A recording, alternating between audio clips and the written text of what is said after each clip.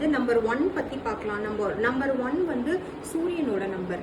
இப்போ பார்த்தீங்கன்னா நம்பர் 1, 10, 19, 28 இது 4 நம்பருக்கும் கிட்டத்தட்ட ஒரே ப்ரெடிக்ஷன்ஸ் தான் இருக்கும். நம்பர் 1 பார்த்தீங்கன்னா கொஞ்சம் லீடர்ஷிப் குவாலிட்டி இருக்கும். அவங்களுக்கு கொஞ்சம் கோவம் அதிகமாக வரும். கொஞ்சம் செல்ஃப் ரெஸ்பெக்ட் ரொம்ப எதிர்பார்ப்பாங்க. ஒரு இடத்துல போனால் அவங்களுக்கு இம்பார்ட்டன்ஸ் இருக்கணும்னு நினைப்பாங்க. இதெல்லாம் வந்து நம்பர் 1ஓட குவாலிட்டி. இதில் நம்பர் 1க்கு பார்த்தீங்கன்னா இந்த குவாலிட்டி ஒர்க் ஆகும்.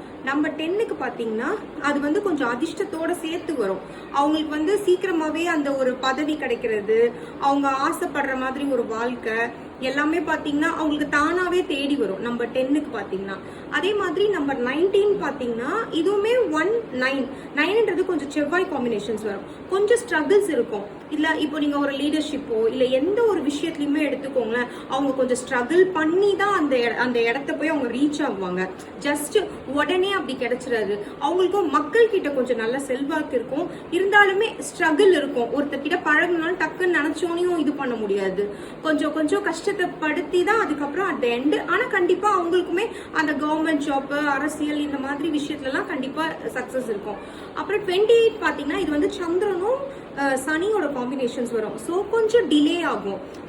இவங்க வந்து உடனே ஸ்டார்ட் பண்ணோன்னே அந்த ஒரு எண்டை முடிச்சிட முடியாது. இவங்க கொஞ்சம் ஸ்லோ ப்ராசஸ் தான். எதுக்குள்ள போனாலுமே கொஞ்சம் ஸ்லோவா அப்படிதான் ஸ்டெடி ஆகும் இவங்களோடது.